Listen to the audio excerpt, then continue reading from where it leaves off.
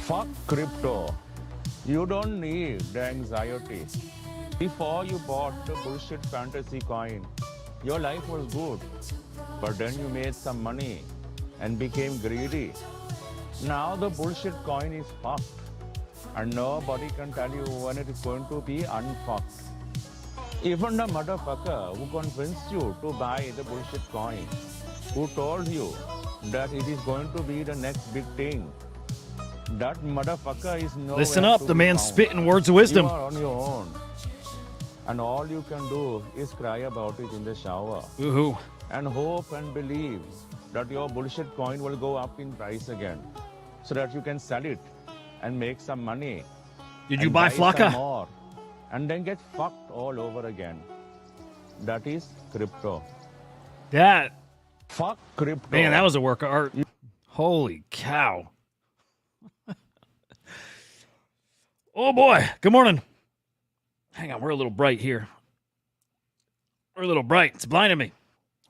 All right, good morning, guys. Hey, let's start with some breaking news here. From the Doodles. From the freaking Doodles. Doodles coming home. Doodle Studio. Migrating to base. Interesting, huh? Now, I'm not going to lie. Super confused here. Right? Okay, Doodles on ETH. Doodles on Flow. Doodles on base. You got the PFPs. You got the duplicators. You got the Doodle Studio. You got the Doodles IRL stuff. Dude, what is what and where is what? Where, what? What is going on? I don't know what's up with them. I don't know. Their ecosystem is way too hard to understand for something. Well, it shouldn't be, isn't like, aren't NFTs supposed to make things like just way easier? This is about the most complicated thing I've ever seen for some little cartoon JPEGs.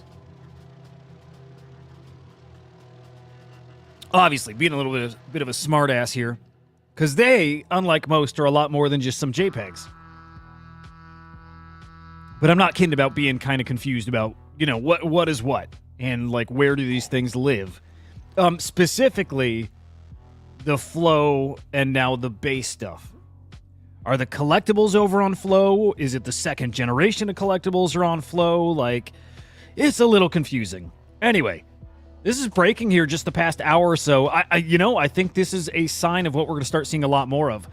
A lot of established brands and some top tier ones, by the way, moving over to Base, which makes a ton of sense. Base is just going to be the mainstream blockchain, other than ETH, right? Other than Bitcoin, but for an L2, I don't know. I'm not sold on Solana. Hear me out. I'm not sold on Solana as anything more than, right, the meme coin ecosystem, and I mean, I guess building out some like infrastructure, and I just don't see it the same way I see Base. I feel like Base is going to be the platform for building like experimental protocols and platforms and the games and all. I used to think that would be on Solana. Hell, we got a preview. We got some gameplay footage of, is it Stars? It's not. I get Star Citizen and Stars Arena. Is that what it is? But I get these games mixed up. But we saw some gameplay footage there. Kind of impressive.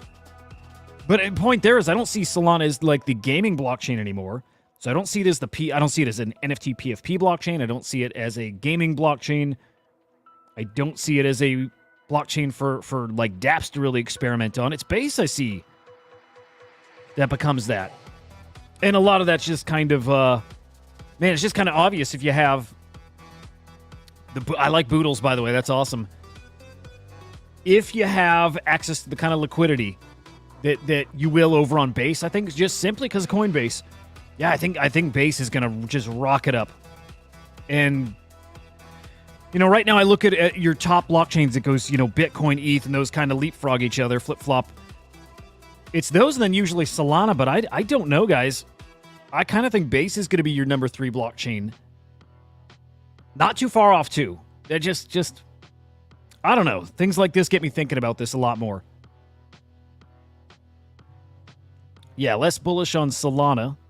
If you're a Solana guy, no offense, honestly. You know if you watch this, I'm not that well versed in Solana. I'm just not.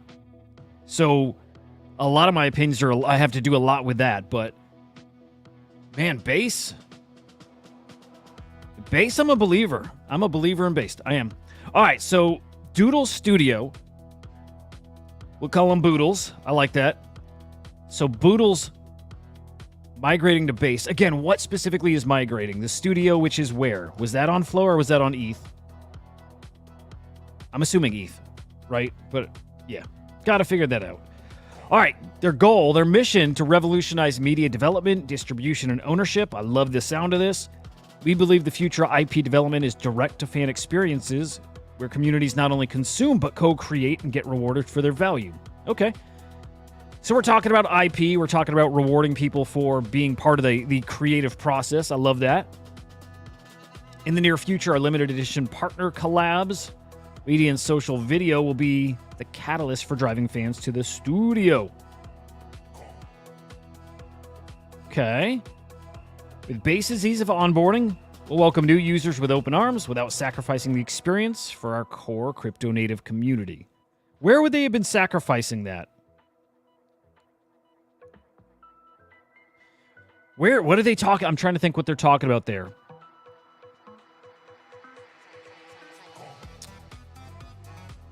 The reason I pause there and I think through some of this stuff is I try to think through what is just buzzwords and where's the substance? Like, what does that mean? I'm still thinking through that. And I'm still on my first coffee, so you give me a minute to think through that. Okay, the studio of the future will offer an array of features that will empower Doodles and other franchises to thrive in a fragmented attention economy, including, this is cool, tokenized access to media, so pay to consume, kind of, customizable UGC tools, user-generated content tools. Okay, so what does that mean? Okay. A real light version of that is where we see something like Pizza Ninjas, or maybe Pudgy Penguins does this too, but where they give you tools to customize your PFP. I feel like CyberKongs might do that a little bit. So that's a very light version of it. I expect that kind of stuff to get very, very, very cool. Okay. Quests and games, cool. Loyalty programs and rewards, cool. Yeah, all stuff we're waiting for. All built on Base. Again, Base is awesome. Base is quick. It's easy. I like it. I have bought a couple things on Base recently. I like the experience. I like how cheap it is. All that stuff. What did I do? I swapped some glass punks for some... What is it? Glass punks for whatever these things are from PIV, whatever his name is. Love it. But yeah, it's just an easy-to-use chain and super cheap. And I think it makes a lot of sense, honestly, for Doodles to move on over there. Are you guys, any of you in the Doodles ecosystem? Good morning, Lemon. And by the way, sir, super fucking cool. Super cool. You know what I'm talking about. You got a new phone, man? Imagine, hey, remember didn't their founder release a token over on Base? Yeah, he released Poop. You remember that? Right after the MFers did that token. Poopy launched Poop. God, we're so stupid. We're so dumb here. Good morning, Gravity. Okay, now Base tweeted about this too. I want to check out their tweet. Oh, cool. Hey, they got an interview here, maybe. This is cool. I might, maybe you'll throw this on in the background. Maybe. I want to learn more about this. They also, guys, have a free mint. Is this is not it. What is this? You can mint the podcast. Okay, real question. Why? Why would you mint this? By the way, do you guys hear noise? Is it loud? Just curious. Just curious. But anyway, okay. Why would you mint this? Is this is it like a POAP in a way? You mint the podcast for what reason? Like, I don't know. I feel like people look for excuses to mint NFTs, which is fine, but stuff like this, I kind of don't get why. Can you listen to it without minting? Yes. So if you are utilizing social media as just a marketing tool and not one, so why mint it? You know, okay. I mean, we could spend the whole episode on this, thinking through like that as an exercise. Why mint something like this? Maybe you mint it, and maybe it is sort of like a POAP. It's just that you're collecting it. But yeah, you could give access to certain things like this. So never mind. Scratch all that. Yeah, I like it. I'm going to mint one, especially if they're free. And you can only do something like that on Base. You can't do that on ETH, where it's so damn expensive. So yeah, I dig it. Mint your podcast. Yeah, I like that a lot. Okay. Here, and I'll drop a link. This is like do IOR. Make sure link is good. I got to this from their official account, right? But if I ever send a link here, I want to make sure you guys are like just being safe and double checking. But this is the free mint. It is on Base on the Zora marketplace. It's pretty cool looking. Open edition. Don't know how long it's open, but yeah, it's cool. Okay, open for it's like 7 days total. It's cool looking. I like it. Doodles got a vibe. I like them. They look good. What's their IRL thing called? Camp? Or was that a partner of theirs? Again, these ecosystems get so confusing, and it's because there's so many of them, right? Like, it's impossible to keep up on all this stuff. Impossible. But yeah, Doodles got a vibe. I'm waiting for their first like real product, like their first animation. Remember, they got Pharrell Williams. Like, these guys are serious. They're taking this very, very serious. They are building. I think these will be Pudgy Penguins-esque. Could you see that? Could you see them like that big, like in Walmarts, in stores around the world? Because I almost feel like they and Pudgy Penguins are doing the same thing from different directions, where Doodles is going after the animation side first. And they'll probably build out toys. Yeah, I know they got toys, by the way. I know they got some like more premium collectibles. But I feel like they're going to go animation first and then start doing the toy lines and stuff. Whereas I think Pudgy Penguins are doing toys, games, and then working towards an animation. I bet you an animation's coming from Pudgy Penguins. So, yeah, man. Yeah, so Doodles on ETH. I remember when they did their duplicator and their, season 2, series 2, whatever. Their next series of, I think, just assets for the Doodles. Those were on Flow. And yes, now to Base, but I still am not sure which assets come to Base, if it's everything. I think key to understanding that is just understanding what was on Flow. And I'm pretty sure it was the Duplicator 2 was on Flow. So, again, I don't know. Yeah, if anybody here is in this ecosystem, like, enlighten us. Oh, you know what? This might help. Everything we need to know about Doodles. Okay. Team don't care. Okay. Dude, it's crazy how much time has flown, right? Like, these dropped in October 21. Man. Dude, these are coming close. These are almost 3 years old. It does not feel like we've been doing this for 3 years. Man, that's wild. Okay, Space Doodles, I kind of remember. Okay, Doodles 2 and Studio. So these are kind of linked in some way. Okay, the Studio is the Doodles. Yes. Okay, so this Studio was on Flow, moving from Flow to Base. Maybe I change up what I was saying at the beginning. It's less impactful to Solana than it is to Flow. Because I feel like people were angling to move to Flow for that ease of use and that like kind of like easy access. Like maybe, you've got the NFL and you've got the NBA there, right? I think people looked at that as maybe like a mainstream chain, and it seems to be fizzling out. You got like the Dr. Seuss stuff over there. You've got the Disney Pinnacle stuff there. But yeah, it's for whatever reason, Flow is not caught on the way I thought it would. And Base, yeah, I think Base cannibalizes from Flow more than it cannibalizes from Solana. Pretty interesting. Okay, anyway. So Studio came out April of last year. But what is Studio? I don't know what a collector hub is. Let's get a little more details. The headquarters for the experienced and collector journey. Yeah, I don't know. They're. I don't know.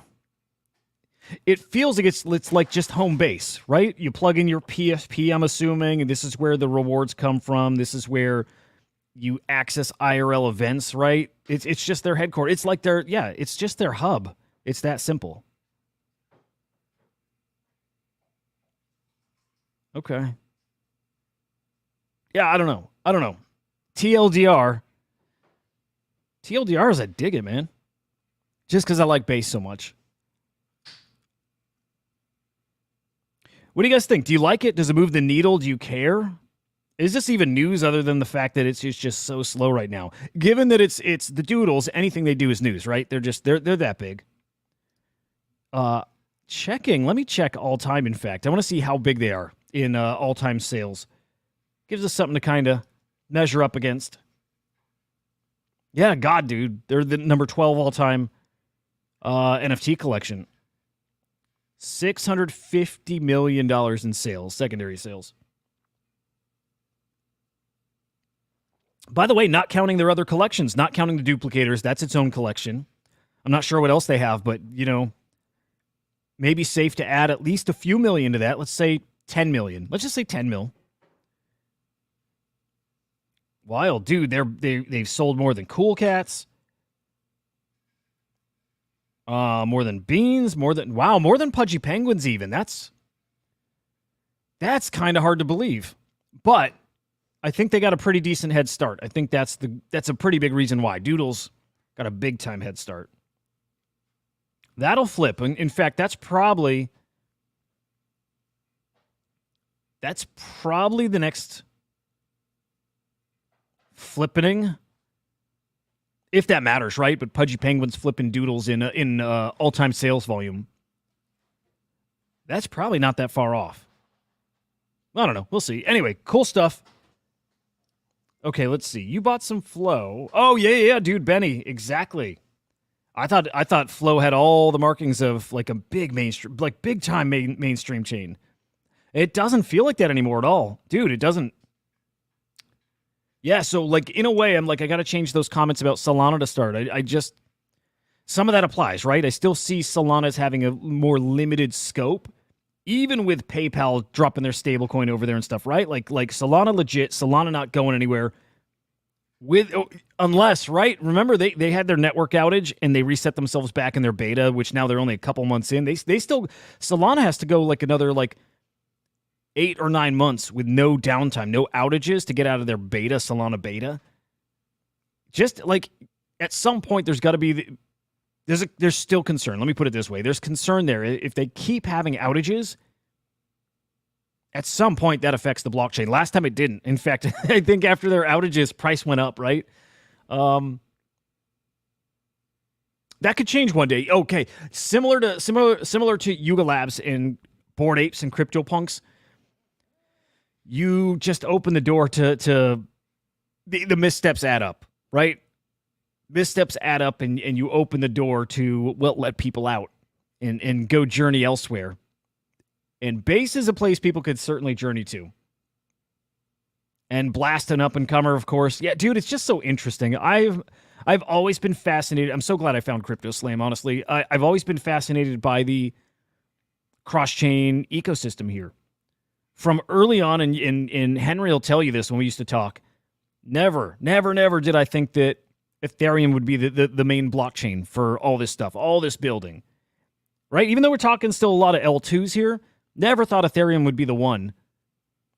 Always thought there would be just like an infinite number of blockchains, and in the end, some parity. I think just like in a way, I think sales volume is going to be pretty equal amongst them. But that's in the long run. So I just love seeing it. I love seeing blockchains coming up and pulling back, and who's the new ones coming in and finding success. It's awesome. It's a really, really awesome ecosystem here. It's fun to watch, guys. Anyway, let's take a look at crypto. Let's take a look at. Let me take a peek at my cheat sheet because we got some cool stuff to talk about. Cool stuff. I started the morning actually thinking, wait, what's Fire Dance? What's Marco? What's fire dancer?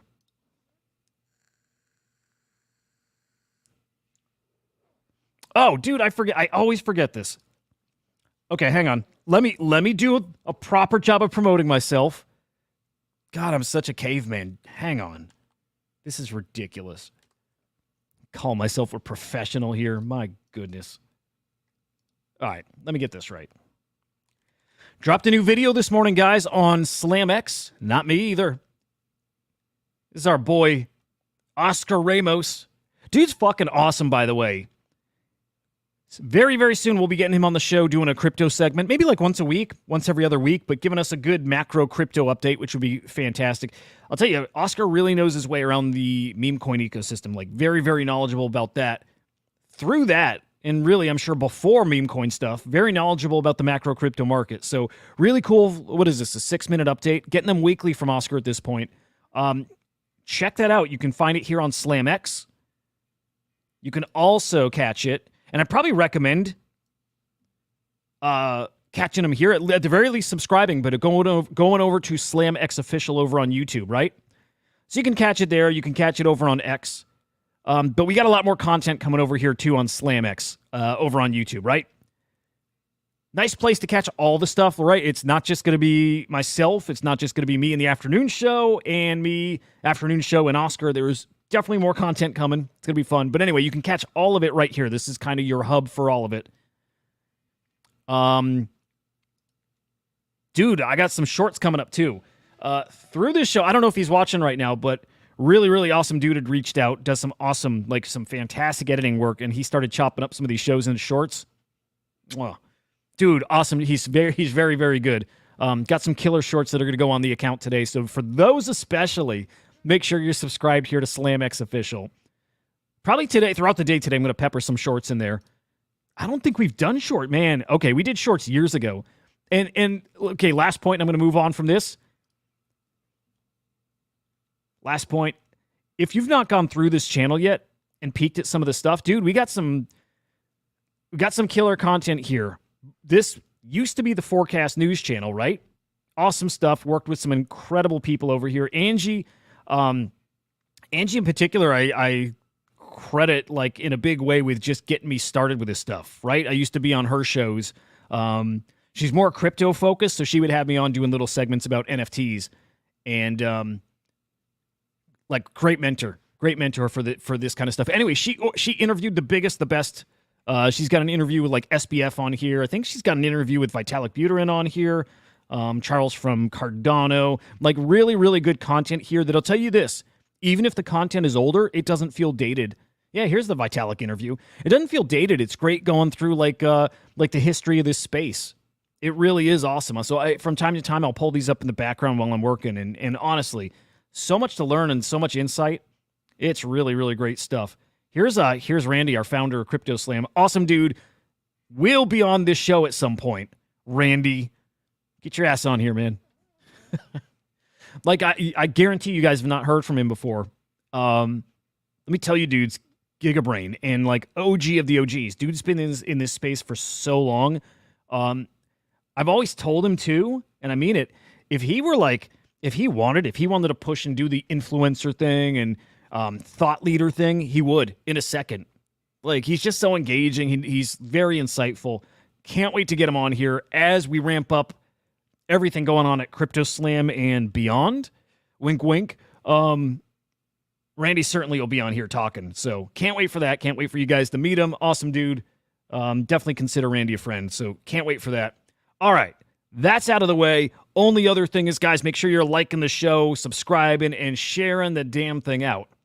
Yeah, share it out. Super helpful, guys. And it means a lot that you do. So appreciate you guys.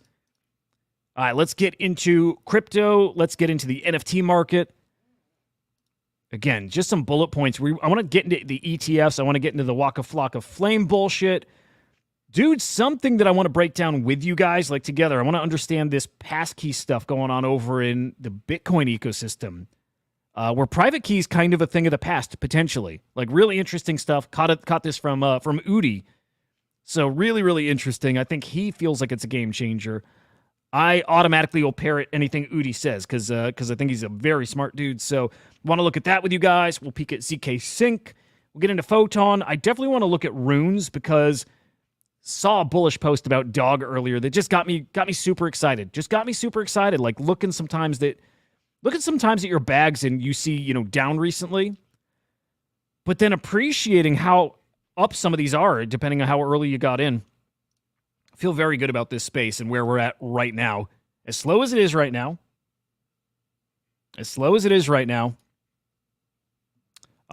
Feeling pretty good about the spot we're in. All right. Don't dare go to CoinMarketCap. It just kills my browser. We're heading to CoinGecko.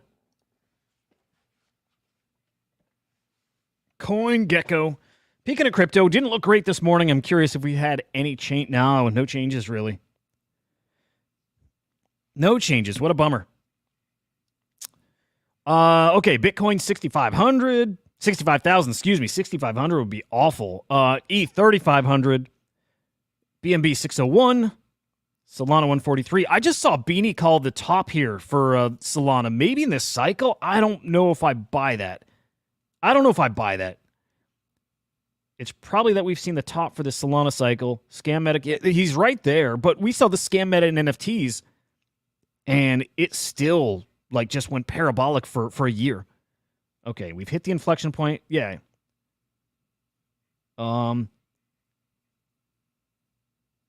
Yeah, you gotta pay, even if you don't like these guys, you gotta pay attention. I like that idea. Yeah, I don't believe him here that this is the top for Solana, but I do like his take of getting into the most hated assets, right? You got to get into you want to get in these. This is such. I hate even saying this obvious shit. It's buy low, sell high, right? It's that fucking simple.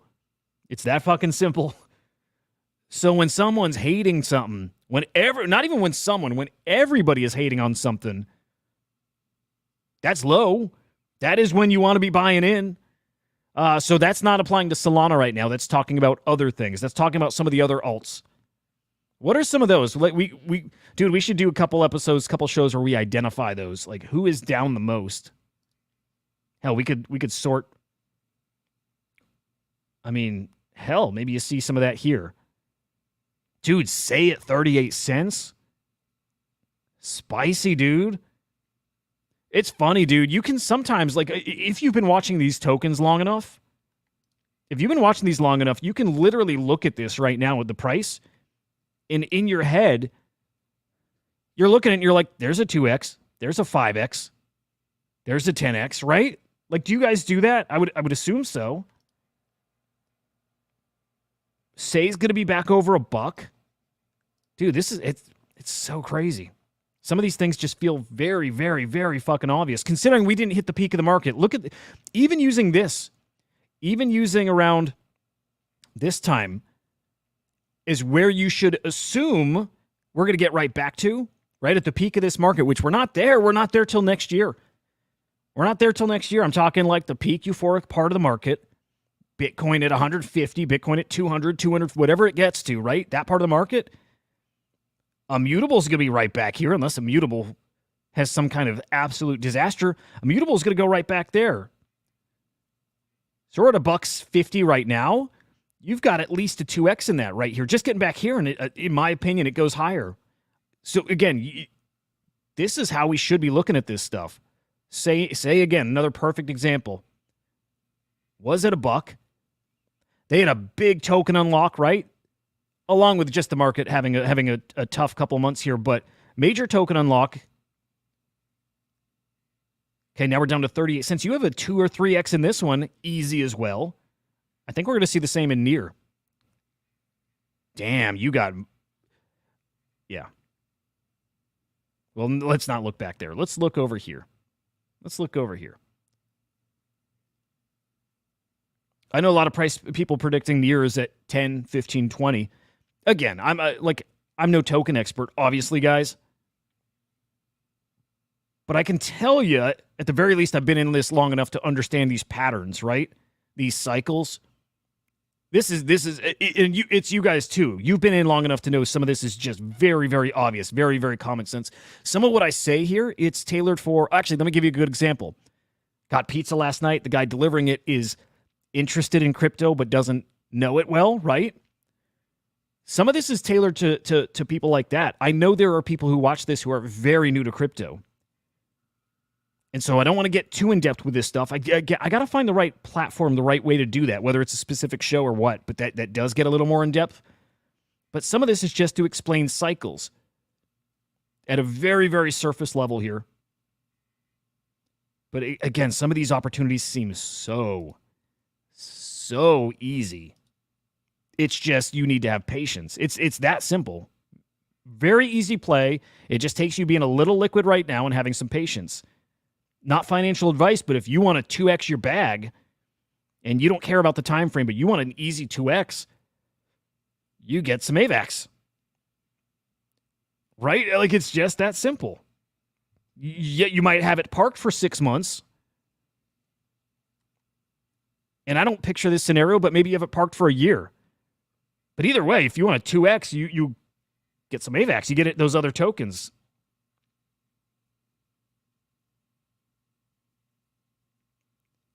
Lemon, yeah, in meme coins especially, and in these other blockchains, I think the ones I'm pointing out, I don't think any of those have a lack of faith. Maybe say, like AVAX, that I don't think that applies, right? I don't think that applies to Near or Say or IMX. I don't think it applies to any of those. Say is iffy because if V2 doesn't take off, then yes, then it's over. But that's why I'm trying to point out the ones that still have really solid fundamentals, have great user bases, right? Have people building in those ecosystems. So I don't think do you really think AVAX is dead, huh? I agree with you there compared to ETH or Sol. I don't think the AVAX narrative is dead. That's interesting. I'm like open to considering that too, for sure. But that's not the vibe I get out there. That's super interesting, though. Kind of, okay, would you say AVAX is now in, like, the Cardano stage? Is that a good comparison there? AVAX is like Cardano now? Let me look at Cardano. Where is that even at now? I don't even know if it's, well, let me sort by market cap. Let's hang on.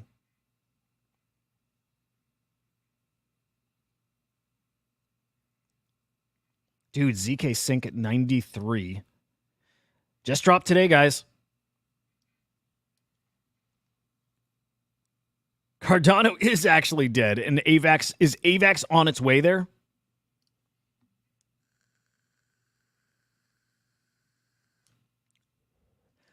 Hey, dude, I have to, because I got Lemon telling me that AVAX is on its way, that AVAX is dying, the narrative is dead. So I'm trying to compare because I know Cardano's fucking dead. So that's why I'm wondering if that's what he's comparing it to. If so, dude, again, that tells me I really got to look into AVAX because I don't see it that way. I like Laggard. I like that a lot. Oh, hey. Random intrusive thoughts, you guys. Oh, here's Cardano. Number 11. Jesus. Did you guys watch House of the Dragon last night? Not going to do spoilers, don't worry. Well, okay, Lemon, okay, even if Cardano's dead, you don't see Cardano getting back to 70 cents, 75 cents when this market runs again? I don't see how it doesn't.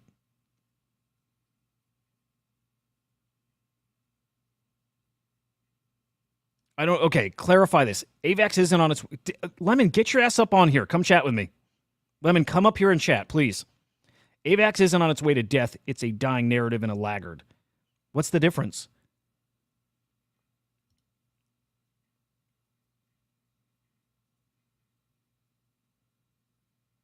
And you got to define laggard, I think. Yes. Okay. Agree. So, Lemon, that's why I'm trying to say here, there's some easy automatic things, right? And those comments, I think, were meant more for truly noobs, right? Like some easy plays. Like when I'm looking over the chart, I'm just seeing easy ones. Something you don't have to really go in and do TA and do a lot of discovery on what ecosystems can get you those 5Xs, 10Xs, and which ones are building and are going to just explode like more exponentially. I'm looking at the ones that are they're just gimmies. They're just gimmies, and it's just talking about the macro market right now. Like, everything is down, so where can you park your money where you're going to get some automatic gains, right? That's kind of the point.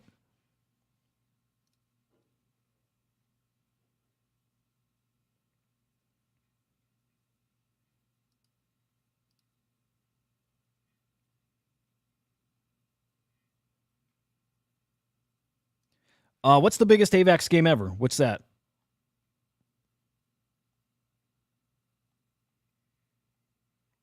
Oh, I got to scroll through these comments. I'm digging these. Hang on. All right, hang on. Wow, a lot of comments. Hang on. All right, Solana on top. I still got to... Yeah, okay. I think you dropped info about Fire Dancer. I want to see that. Oh, a new validator client. Okay. I thought they addressed the transaction speed stuff via... Remember they brought the blockchain down and implemented some kind of fix? I thought they fixed all that there. What's up, Benny? Oh, damn. Yeah, wow. Hey, Captain Kong. Good to see you, bro. God damn, I love that VR Kong. Beautiful about dog digital asset. I'm telling you, let me just pull this up. I was going to save the RUNE dog, kind of positive vibe stuff for the end, but I just got excited seeing this from Poppy this morning. Fucking love Poppy, dude. Love Poppy. And just him not realizing he got a bag of it. This is almost definitely from him holding a node monk or something like that, right? But he got his rune stone, then he got his drop. He's like, holy shit, dude. I'm looking at my wallet. I've got 2 ETH worth of this whatever this dog goes to the moon rune is. He had no idea. But yeah, dude. He has no clue what it is. None. It's everything down like it is. And I know dog's still basically at a $700 million market cap. But how good does that feel to know you got a $6,000 bag of dog from doing nothing? So awesome. Beanie's a nut, by the way. Yeah, I love him. Is Beanie invested in those tokens? Yeah, say wrecked. Sorry, I know some of this is late. Say wrecked. Say's got potential still. I am a believer in Say. I'm optimistic because I got bags there, just to be honest. Lemon, can you define laggards for me though?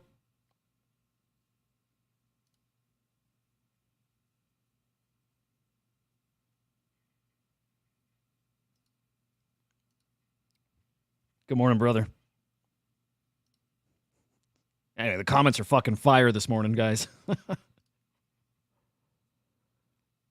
What's up, Justin? How you doing, brother?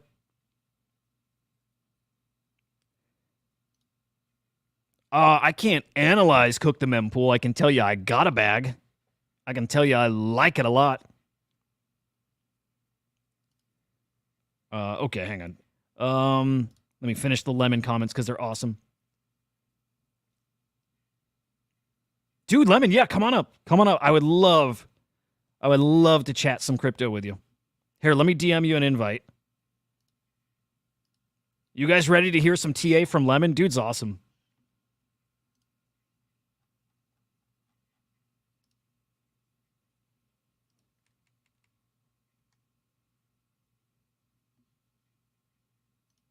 All right, let's see. Okay.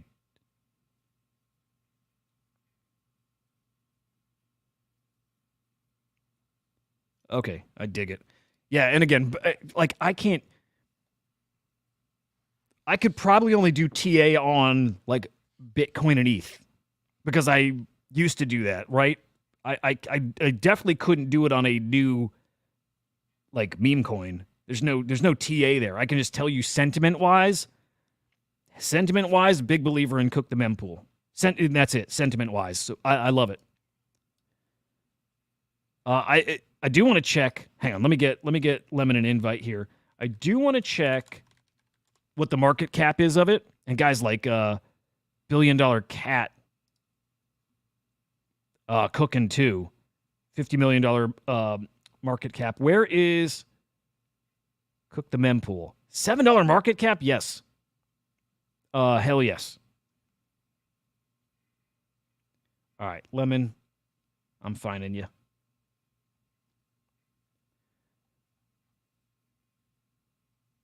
Boom, there we go.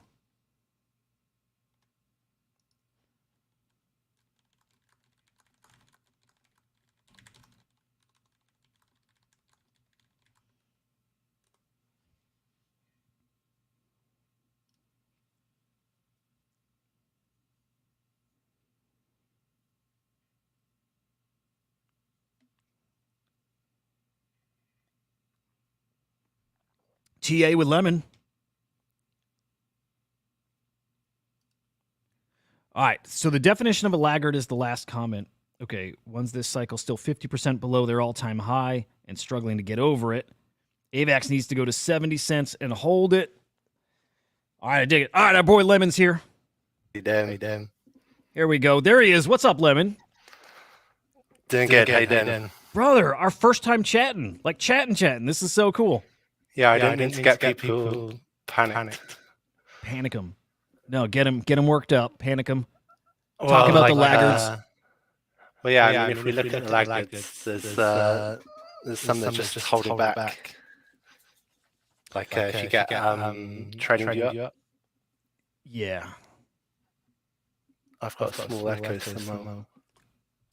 Oh, yeah, my bad. Here you go. You should be better now. All right. Do you want to share your screen? I don't know if you already have stuff charted up, but otherwise I'll pull it up. I got it right here. No dark mode, guys. Fuck dark mode. I could look at sharing screen, actually. Okay. Yeah, if we go to AVAX, it's probably best. Oh, yeah, I see how to do it. See if I can resize this too. Oh, do you want to share? I have to. Yeah, I'm learning how to do it first. Oh, to God. I need to guess which screen it is. Oh, no. Well, for now, I'll throw this up here. Yeah, we might. It'd be easiest if we do this for now. Okay. So if we look at AVAX. Do you care which pair or where we're looking? No, it's not good. Anything against the dollar or against Bitcoin is interesting as well. Oh, let's do that. But if we go on the daily, yeah, Bitcoin is one of the best. Fifth down. Okay. So if we go on the daily and zoom out, or even put it on the monthly, that's 1 minute. If you go to on the top bar next to where it says AVAX BTC, yeah, if we go down to 1 day or 1 month. Okay. And then on the right-hand bar, if you right-click on the numbers there, and then auto fits data to screen at the top.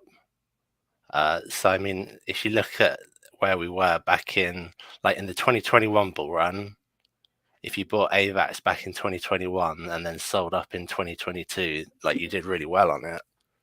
But AVAX is really struggling. If you look at it compared to BTC, even in this 2020, like where do you count this 2023-24 bull run starting? Like most people say it started maybe 2023, late summer, early winterish. So, I mean, AVAX was out competing BTC by quite a bit for that period there where you're hovering over it, but then it's just been losing strength since. So can you is there a way to like overlay Bitcoin price like on top of AVAX? Well, I mean, this is AVAX compared to Bitcoin. This is how much AVAX you need to own to have 1 Bitcoin. Oh, shit. Okay, awesome. So this is a direct comparison of the strength of your AVAX compared to Bitcoin. So this is, if you're looking at altcoins, this is really what you want to be doing. You want to have a look at how your coin compares to Bitcoin. Like if we move over to something like Sol BTC, like if you just start typing in Sol BTC, then it should start. You don't even need to click on there. If you just start typing, it should bring it up anywhere. Oh, really? Just anywhere? Yeah. If you type it one after the other, just one word together, yeah, that'd be good. Dude, that's so cool. I had no freaking idea. Oh, interesting. So if we look at Sol, it's holding its strength a bit better against BTC. Like we see how well it did in the 2021-22 bull run similar to AVAX. It lost strength down into 2023 similar to AVAX, but then it's held strength a lot better compared to AVAX against Bitcoin. See, this is where it starts to get important looking at these. Hang on, how it compares Lemon, to hang on Bitcoin. real quick. I'm just curious. Somebody dropped a comment. Felipe, do you still hear that now? Do you hear an echo? I do not, but do you guys? You guys hear an echo? I have a pretty poor. I'll try unplugging and replugging. That might have been right before. Hang on, guys. Is it okay right now? Like when you mentioned it before too. Yeah, I could hear myself. Okay, and that's a setting on my little soundboard that should be good now. But do you guys still? Okay, echo gone. Cool. Dude, I never realized that played through for you guys too. Sorry about that. Good to know. Okay. Anyway. Yes. So when you're looking at any coins you're looking at, you really want to be looking at against Bitcoin, against Ethereum. Okay, so if you're talking like ETH meme coins, you want to look at the coin against Ethereum. If you're looking on like Solana shit coins, are you comparing that to Sol? I would assume. Well, almost anything you want to compare against Bitcoin, because if it's not outperforming Bitcoin, why hold it? Is my opinion. Bitcoin it's a high risk market, but Bitcoin is the quote unquote lowest risk in our market. It takes the lowest hits when things go wrong. Yeah, that makes a lot of sense. It's one of the safest to be holding. All right, now you got me diving into like I've never looked. This is so stupid to admit, but I've never looked at these compared to each other. Compared to Bitcoin. If you bought, say, in 2024, you've lost money. Fuck. Sadly. Compared to holding Bitcoin. Okay. Can you think of a better example than Solana? Pendle. Pendle? Pendle versus Bitcoin. I've never. What is Pendle? Wow. It is DeFi and finance. Cosmos, fucking finally, a great guest. No, the guests like our are first awful. episode, we can't. It's not. We can't say it's a shame about the guest here. No, I've heard the guests are awful here. They're the worst. They're fucking awful. I mean, one that was doing well was a Cash, but that's gone to absolute shit. That's Cash, you said? Cash. AKT. Yeah, versus Bitcoin. Okay. Bro, you're deep into this, huh? I mean, it was doing very well, but it's got completely wrecked. Wow. Okay. It's like a whipsaw. Dude, okay, now I'm gonna do the caveman kind of smooth brain kind of stuff, but ETH, BTC. I want to see how that, because somebody asked me this recently, how those are stacking up, and I just wasn't sure. And if you right click on those numbers and then auto fit, and then zoom out with your scroll wheel, and then if you go to the dates at the top, if you change it to months instead of days, like here. Yeah, because we've got such a massive amount of time to look at. Oh, cool. Okay, yeah. Dude, this is so cool. So if you look, that big, in 2022, where it wicks down, that sort of dip down, that sort of M shape, the middle of the M is where we were sort of worried about it breaking. Okay. We were hoping ETH would hold its strength, but it sort of broke below that in 2024, which is not ideal. So Bitcoin was the stronger thing to be holding this bull run, which sadly I was not holding enough of. Man. I had too much ETH. But I did dump a with Lemon. Holy shit. Yeah, it's good to learn. Like it's a bit groundbreaking when you start to learn sort of comparing these things against Bitcoin. It seems so obvious when you get it spelt out to you, but it really does. Like I still think in USD. I do. Yeah. I really do. But I've always having done that, it always what always gets me to kind of stop, what loses me is thinking through fees, right? Thinking through okay, you want to make your gains, but then you got to worry about fees when you're trading, and then you got to worry about exactly what this is telling us, like the conversion. Yeah, I'm like, it's not worth it. It's not worth it. But when you find things that are outperforming Bitcoin to such an extent, that's where it's worth it. That's where it's different. So it makes a ton of sense. Mm-hmm.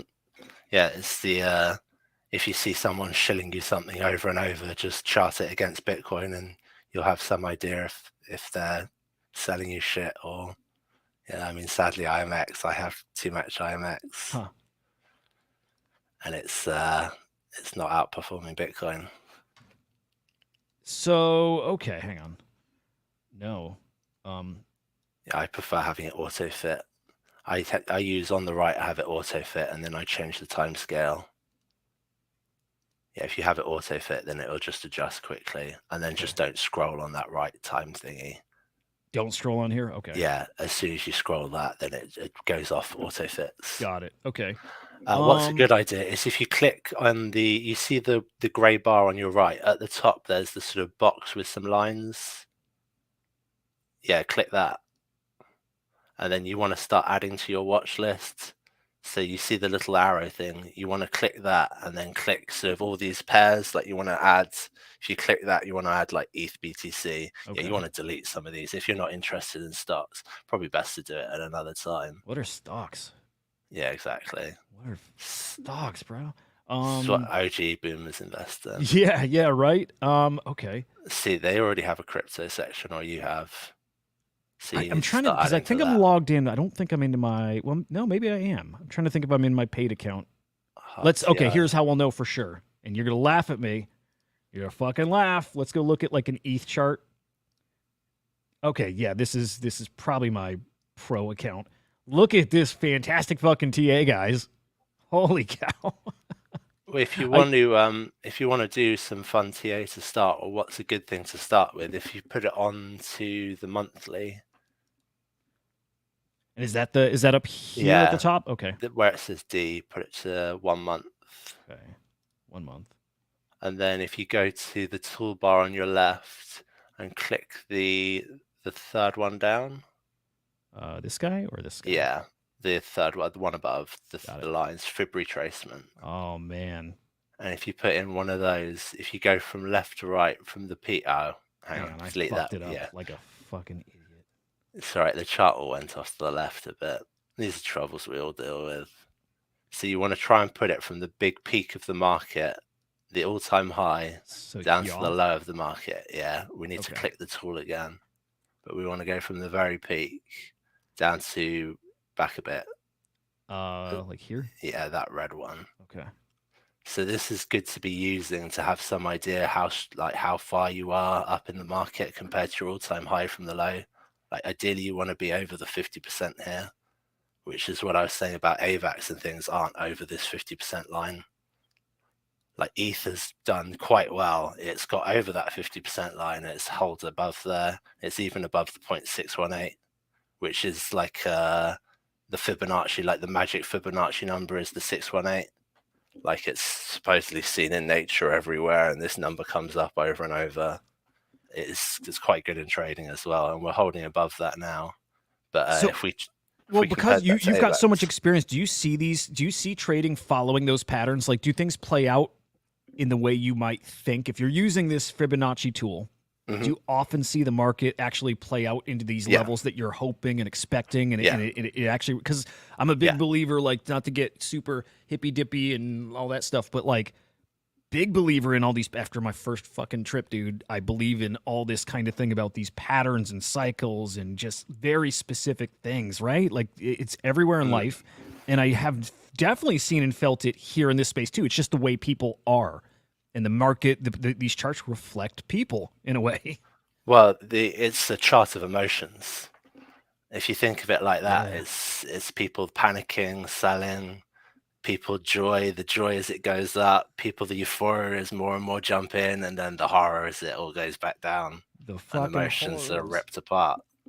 It's it. Like yeah, but the Fibonacci, like one thing that's really good to be doing, like if you had the time, is if you draw lines across the chart where you have the Fibonacci lines and have some sort of attention. Oh.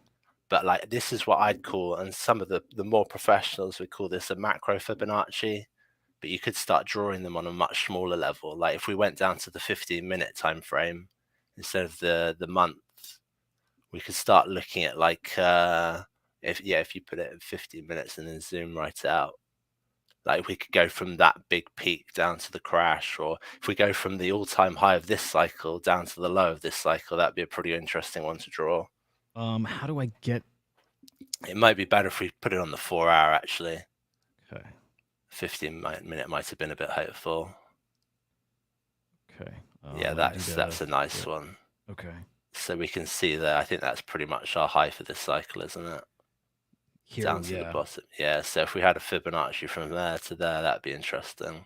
And when we drop that from here to here, yeah, it's always from left to right. You draw it. Okay. So even if the low's on the left and the peak is on your right, it's always left to right. Gotcha. Okay. So we're again holding against above that 50%, which is great to be doing. Like the green, that bright green line is the 50% line. And do you find that you trade in between these ranges? That's what, like, my very basic.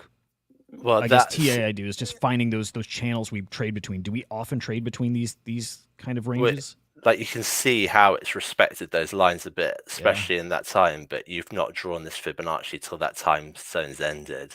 So it's sort of how you look at it, how it trades in that after you would have drawn it is what's important. But like if you were looking to trade ranges, what would be good is you'd start on probably the 1 month, put it on the 1 month, and then put in the if we put in like the ranges where it's bouncing off of, and then you could put in lines where you see significant resistance. Put it on the big. We'd need to see the full scale of everything. Sorry. How do we do that? The full history. We were just on it. Sorry. Like where we saw everything. If you zoom back out again, on 1 month is okay. But if we just zoom back out again. Okay. There we go. So if we look at like a line across just below 1,200, where you pretty much have that blue line, perfect. You can see where it's bounced off it in 2018, and then that was resistance going back. Sorry, if you look back to 2018, like you've got that blue bar in, it hits that resistance, and then later on it's flipped that resistance into support. So if you look in 2023, you've got a perfect line there where it's flipped that resistance to support. And you've got two there pretty nicely charted, and then it's charting the areas of resistance like that you can find. So maybe around 2,400 you'd find one. Like you see where it's had like 2021, 2022, it's used it as support, and then in just before 2024, it's used it as resistance. Like you could have one there maybe, but I mean, you'd start on a time frame like this. You'd have one a bit higher as well, 2,800. You can see where we're using it currently as support, but back in 2021, it used it as resistance. And then you draw in these lines. One of the easiest ways to do it is you could go all the way to the right, and then you'll have a plus sign that appears on the right as you hover on the price. Go to the left a little. You see that next to the price, you hit that plus, and then you can put in a draw horizontal line. Oh my god, and dude! What I'd do is, if you're doing it on the 1 month, I'd put in say like a color like red, so like hard attention for a 1 month, and then as you go to like a 1 week, you'd maybe use an orange. And then as you go to the 1 day, you'd use a yellow. Oh my god, dude! I've never. So then, like when you're paying attention, because it's hard to pay attention to this macro level when you're trading 15 minutes or the 1 hour. So having these lines on the chart and that awareness that these macro levels are there. Okay, question. Dude, so many questions. Before the questions, dude, thank you. Like, really thank you. Obviously I've dabbled in this and I loved it. Like, I love it. And I wish I had time to really spend on this stuff. Like, I love it. There's something like magical about it. I don't know why, but, like literally you talking about this for 15 minutes, 20 minutes, whatever. I've learned more than in just like 2 years of fucking around, 3 years of just fucking around. You know what I mean? So thank you, dude. This is incredible. Good to share. It's really fun. Do you do this? Okay, I know you work all over the space, right? Do you spend a good amount of time daily trading? Would you call yourself a day trader? At times. Like recently, I've just not been doing any for some reason. Is it because of the market or just a time thing for yourself? Market and work. So the two timing together. Market's pretty choppy and work's been extra demanding. Overworked, underpaid. Gotcha. Yeah. Yeah. Do you find that with the market how it is now, which is pretty, it's just a weird time. Harder to trade because too volatile or not enough volume? Like, what is it about these times that makes you not trade as much? Are there just less things to trade on right now? I don't know. I put in some nice trades actually. My last 5-6 trades are pretty profitable. About $600 up or something. Wow. Okay. Yeah, when lemon ETF. I mean, personally, I have on my chart, I've got 3,600 marked out on ETH as a line of resistance. So we've perfectly come up to that. And you could have shorted off of that like a few times. Okay, then I switched over to Bitcoin just for the hell of it. And I'm going to do the little Fibonacci thingy there. Should I be on the month chart? The month view here? You want to do it if you still want to do it from the 2022. But I mean, we've gone past. I mean, there's lots of Fibonacci's you could do. You could do it from the low of this cycle to the all-time high of this cycle. Oh, okay. So around 2023, because we've already gone through. Like this is the strongest of the strongest. Like if you chart it from the last all-time high down to the low, we've blown past that, obviously. Whereas now we have the that new one. I mean, it's still interesting to draw the 2023. One trick you can do is if you click on the Fibonacci, and then you've got the color changing thing in the top right. Like like if you change the colors and just change it to sort of like a one color, get rid of all the backgrounds and stuff, it makes it a lot easier to consume. Oh, wow. Okay, yeah, like you can come up with a color scheme that sort of better suits you. Because otherwise it gets a bit distracting having that massive thing on your chart. So when you look at something like this, does this tell you anything? Is this meaningless right now if I'm going from like the low of 23 to... It would be good to have the one from the all-time high, the past all-time high down to the low. Yeah, one from there. Yeah. Should I delete this one? Yeah, might as well. It probably is more useful to have the other one, even though we have surpassed it. Okay, so the low looks right around here. Because one interesting thing, we're actually on the market cap of BTC here. God damn it. It doesn't matter. You can chart anything. But it is a bit different with the... Yeah. So yeah, if we have one from the all-time high, the previous all-time high, sorry. Okay. Yeah. Yeah, then if we zoom out, we have target Fibonacci levels. It can be good to actually adjust the Fibonacci. Yeah, actually that's the 1618 is so the target level would be $102 or 102,000. This is why so many people are talking 100K for Bitcoin, because Fibonacci tools tell them that. That would be our next target for after this Fibonacci cycle's played out. We'd be looking to get to 102,000. Dude, this is fucking awesome. Whether we will or not is all down to. I mean, you can draw smaller Fibonacci's on smaller levels like that.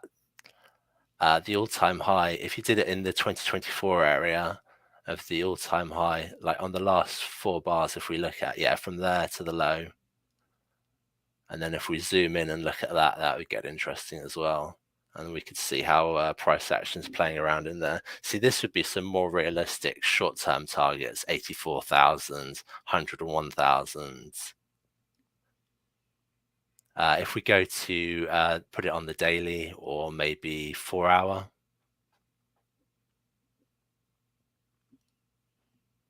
And then if you go on the, auto fits. So you can start to see how price has respected it, especially as we bounced out of the low. We went straight and bounced onto that 0.236 at 60,000. So it's pretty interesting how price action came out of that. Price action went above the 0.5 of that range. Oh, wow. The 0.5, personally, I find the 0.5 is a good show of strength. Like if we're below that 65,044, I feel we're kind of weak. We're in the weaker half. If we're above that, we're in the stronger half. Yeah, we're literally playing with it right now. Yep. Oh, wow. Dude, this is so interesting. But I mean, as long as we don't break that 57,000, we're still looking strong. But I mean, this is just the short term time. Yeah, I mean, those are perfect lines to be putting in. But I'd be putting these in a lighter color, maybe like a light yellow, because they're not as important as the reds of the macro ones. So reds are the ones you're doing if you're going like kind of all the way back. You're doing a Fibonacci like from. They're just more important on a macro level if they've been respected years apart. Like where we looked at those resistance and supports that have been flipped over sort of 4-year time periods, those are really important to pay attention to. So you'll make those reds. Those are the real rules that you see the market playing by. And you can put in the Fibonacci. Personally, I like purple, so I put in the Fibonacci lines as purple. So I have the macro Fibonacci lines all drawn in. Okay. So I've had some awareness of those when I'm playing on the day-to-day level. And then I have my other lines drawn in red to yellow. So red is warning, yellow is maybe you can play through this, maybe you can't. It's a judgment call. Because I mean, some of these, if price action's coming up to this, you want to pay attention.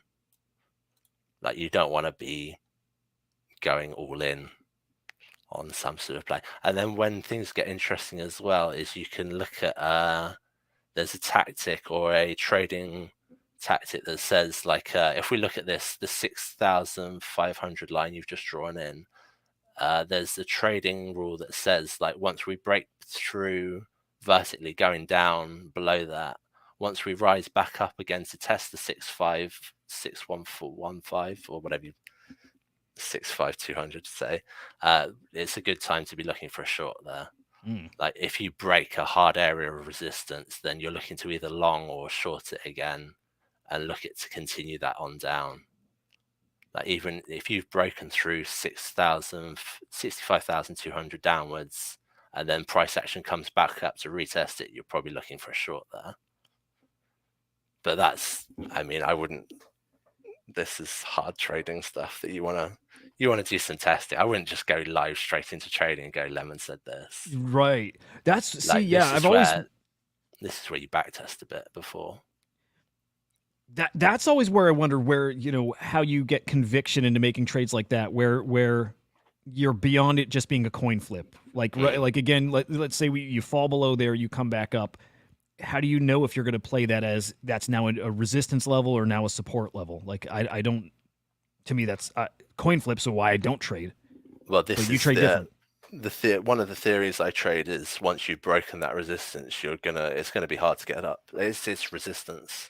Like once you've broken through it, it's going to be hard to just pop straight back up above it. One thing I use, if you go to next to where it says 4 hour, there's the 2 little bars. Yeah, if you click that, I use Hikanashi all the way down. Yeah, that one. Interesting. What do these show? If you see how this changes it changes from red to green in a very different style. And if you just change back and forth between, if you zoom in a bit, so you can see the bars nice. All right, now change back to the other one. And what's the other one? Just candles. Candles. Okay. So they're very different. Like there's the Hikanashi. It's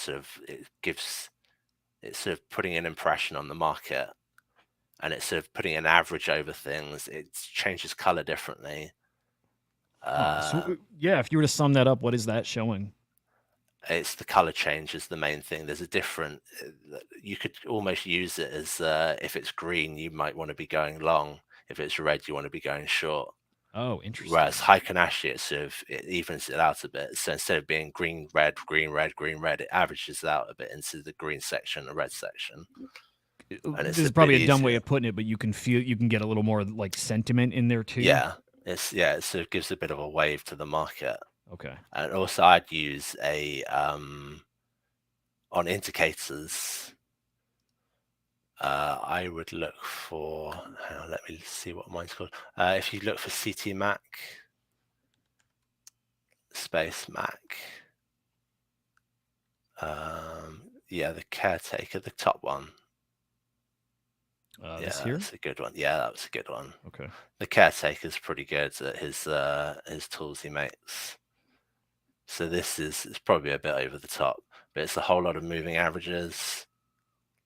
it might be if you're starting out, it might be better to get something with a bit less information on. Well, this is If stuff you I look at definitely used to play with, and I miss it, dude. It's been years.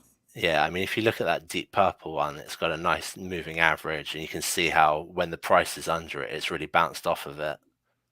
Like Yep. you can see, it uses it as support when it's going up. It uses it as resistance when it's going down, pretty much. I mean, it's kind of beautiful if you start averaging it out into those sorts of things. I mean, that one's a bit hectic, maybe too many colors. I think my ones, I've got it simplified down to 4 lines. But I mean, for the sake of me LARPing, it's perfect, right? Yeah. I throw this up and I start putting out some videos there of like deep Bitcoin TA. People be like, "Oh shit, this is where I get my TA from now. Where do I subscribe?" Yeah, I mean, if you wanted to make it even more legit, you could put on an RTSI. If you go to indicators, put on a relative strength index, and that'll put some fancy. Yeah, Caretaker again. I love his tools. Yeah, that that to one. follow. I'll do that after, but yeah. Yeah, it's good to favorite stuff. Boom. There we go. So that's got fancy stuff at the bottom now. Who can doubt someone who's got fancy Dude, you stuff can't. at the You bottom? literally can't. Exactly. Like, impossible. This is. I mean, also it says true strength. It continues falling below this number. I mean, who could doubt this? You can't. It's got to be right. Oh my god, subs are gonna go through the roof now. It's a whole different game. I'm finally subscribing. Dude, I'm getting on board. You can't stop me. Oh my god, I wouldn't even try. Man, dude, I just gotta say thank you again. This is this is a huge treat for me. Like, I love this stuff. Do you want to look at AVAX quick? Yes. So if we look at AVAX compared to this, and if you use your I do with Binance? Yeah, Tether. Yeah, that's fine. Oh, Tether's okay? Yeah, against Tether on Binance, that's a good one. So if you compare it, put in your macro level Fibonacci, and let's see how it's looking. Am I going to do that from here? You want to put it on the monthly.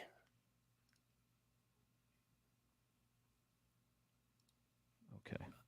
And then, auto fit the data, so we can see how we're looking on the macro level. So it's not awful, but it is a laggard. I love that term, by the way. See, like ETH, Sol, lots of the others are way above 0.5. Oh, wow. Okay. But we've barely even tested that, which is very worrying. I dumped AVAX long ago. Okay. Oh, dude, this is wild. Like, yeah, this is where you want to be seeing this sort of strength in this cycle. I mean, it's AVAX is great. I mean, it could rip. I'm not saying it can't rip. We're just purely looking at the charts. What's a laggard? What isn't? Things that have done well so far this cycle probably will continue to. Stuff that's falling behind, we just can't predict what they'll do. So I should have more awful takes more often to get you up on here and give us some of your. No, I just felt bad that suddenly I'm panicking everyone. Everyone in the audience is saying AVAX is brilliant. And I mean, AVAX is a great asset. AVAX is a good underlying asset. But if you're looking to make money and outperform Bitcoin, then AVAX might not be the one. Yeah. Oh, dude, so cool. Well, I feel like I got some homework now, and like the good, fun kind of homework that you're actually excited to do. So kind of, well, not kind of, really looking forward to getting later this week and playing around with more of this. If you get those lines in on your chart, it's good sort of on a weekly basis to be going in and updating, especially the sort of more recent resistance support lines. So I try go in on a Sunday, clean up my lines a bit, check everything, tighten up the lines a bit where possible, even looking back at the macro lines, how things have changed over there. I mean, not much changes on a week to week, but on a month to month, things do change. Sometimes you've got to change those macro ones. You can tighten them up a bit. So it's just something to maintain. I can't wait till RUNE start getting some historical data, right? Like really getting 6 months. I don't know how time frame wise, 6 months out from now, something where you actually got some good charts out there, a good amount of activity, and start looking at those and comparing performance. It's too early in their life cycle to really spend time on that stuff, would you say? I mean, you can. I mean, meme coins and runes and stuff, you can once there's a bit of history. Once you've got a few months to look at, you can. But I mean, you really want years of data, ideally, if you want to be trading it. like based on Yeah. historical stuff, right? Yeah. I mean, it's worth doing some of this sort of stuff on the newer ones, and have a bit of fun, see how it's doing. Like especially these Fibonacci price goals, like that price target we saw of 100,000 on Bitcoin. Doing things like that, you can get some sort of idea where my price might go for some of these runes, but you are kind of LARPing on these low timeless scales. That would be a ton of fun comparing runes to Bitcoin, right? Like that view, I think would be awesome, like a ton of fun. And there are some runes in TradingView at this point, I think, right? Yeah, they're all there thanks to Gate.io and some of the others. Yeah. Okay. Yeah. So like here's Dog Go to the Moon.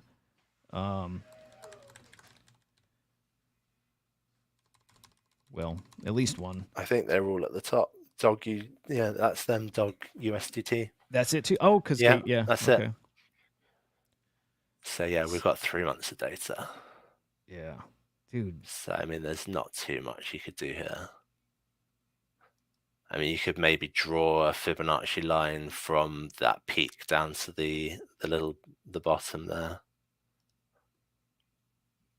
And you could have another one from the bottom of that area, somewhere around there to that peak. But I mean, you'd be struggling to get too much data off of this. Yeah. Still super, super cool. Yeah. Like super cool. Yeah, runes are just gonna get more fun. I mean, I think everybody watching, we're all believers that runes, I am at least a forever thing at this point. Just very early, so should be fun. Should be fun diving into this stuff. So, I mean, that dip on the 10th is holding above the 0.5 line there. It's holding above that May pump. It's holding above that May high as well. Holding above that 0.5 line on the left-hand Fibonacci. Oh, I see. So, I mean, okay. that's some nice strength. I mean, obviously it's looking nice and strong, but just looking at that, it's a bit of strength there to see at least. But I mean, this is short-term stuff. 3 months. Yeah, man, incredible. I think let's end it on, if you want, if you're okay with it, your Bitcoin price prediction for this cycle. Not this year per se, but just this cycle. And man, I can't wait to tell Joe and Henry that the great freaking Lemon joined it today. Personally, I'm time-based rather than price-based. Okay. I think we're probably going to be expiring this cycle probably in the first 3 to 6 months of next year. It's probably when this cycle is going to be coming to an end. So looking to exit somewhere between Christmas this year and summer next year. I love it. But I don't know. Yeah, I'm not too stuck to price. I mean, I'm worried we could be in a left-sided cycle and we could have maybe seen the highs already. Oh, wow. Interesting. There's something called a left-leaning cycle, which we could have maybe seen the highs. But I mean, don't know. It kind of ties into like this other narrative of like a lot of what we're seeing, all this volume. You've heard me talk about it a bunch, but all this volume we're seeing in Bitcoin through the ETFs it's not new money. It's a lot of money that's just been sitting there in exchanges, right, in crypto, and people now moving that over to ETFs. I don't know. I think it is a lot of new money. It's a lot of people that have never had the chance to invest. But I think, as you say, some people maybe are looking traditional to the market, but maybe they want a safer way in through the ETF rather than some exchange that might go down. Yeah, I got to find the article. There was something that was had some data points showing that, which I thought was super, super interesting. Yeah, I think I'll bring that tomorrow. Yeah, I'll wrap this show. But yeah, tomorrow I'd love to get into that. So, Lemon, dude, you're welcome back. I hope you know this, but any freaking time you want, you're always welcome here, always an open door. In fact, guys, we need to peer pressure Lemon into doing like a weekly little TA session or analysis of something. He's super busy. So, like, dude, no pressure, but like a ton of pressure. Guys, like, give him hell till he does it, till he commits to it. Lemon, dude, honestly, again, thank you. Like, total honor to have you on here. Good to do. And a treat, like a real treat. So Thanks awesome. Thank you. Dude, so cool. Guys, you know it. Like always, thank you so much for watching, for tuning in, for hanging out. Again, like total unexpected show today. One of my favorite we've had yet. So just so damn cool. Afternoon show coming up at 4:30 p.m. Eastern time. Henry, Joe, It's one of these days, bro. You got to come on there too. You just got to. The guys would like they wouldn't even fucking believe it. But we'll figure that out. And then, guys, 6 o'clock Eastern time, we got the Little Nouns show over on the Little Nouns account on X. We got a live Spaces tonight, talking about the market, talking about the macro, the micro, everything going on. It's a good time. You're welcome to come up there too, guys. That's Lemon. That's all you guys to come up and shoot the shit with us. Can't wait for that, guys. Hope your day is excellent. We'll see you later on. Have a good day. See you, boys.